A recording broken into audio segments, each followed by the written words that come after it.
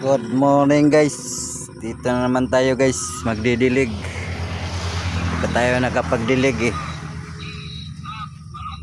Hala.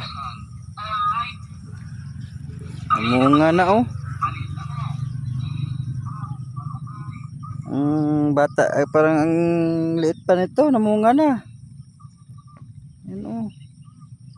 Grabe naman ang variety na to. Ang aga namunga. Kailangan natin tanggalin yan. Ito. Parang mas maliit pa yata to dito eh. Namunga din. Naka first bunga to. Dami niyang ano oh. Sanga. Baba lang binawasan ko dyan. Tapos okay na yan dyan. Ito. Siya talaga yung nauna finishing line no. Ngayon pa siya nag first bunga. Ayan oh. Ayan. Tatanggalin din natin yan kasi pang unang bunga niya din yan eh. Tatanggalin yata natin to. Yung side branch niya. Ito natin sa pagkapangin. Hanggang dito sa taas. Ng kabilaan yung gapang niya sa taas. Dito siya mag start. Pag na natin yan tanggalin siguro. Nasa taas naman yan eh. Wala naman sa baba. Ito lang mga side branch niya sa ilalim.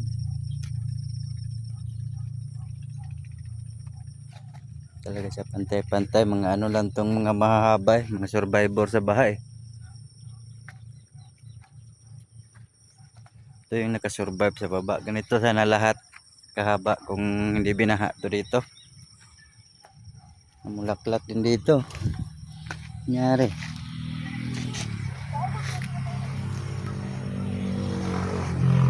Ano to? Insekto na to. Hindi ako nag-i-spray guys. Kasi wala pa namang tama yung mga dahon. Baka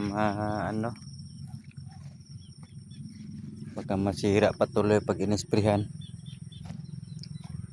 Mas safe mag-spray kung makunat na talaga yung puno.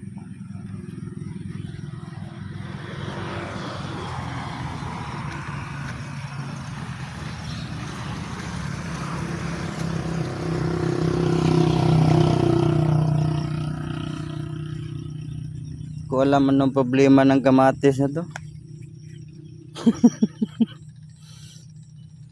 Halos 5 months na yata ito nakatanim din eh. Di ba rin namunga eh. Namumulaklag lang siya pero di namumunga. Gumapang na din dito. Kahabol ito dito.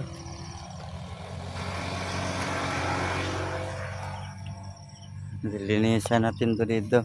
Ito na lang na linya eh. Hanggang doon sa dulo. Tapos itong bakod, dilinisan na din natin to.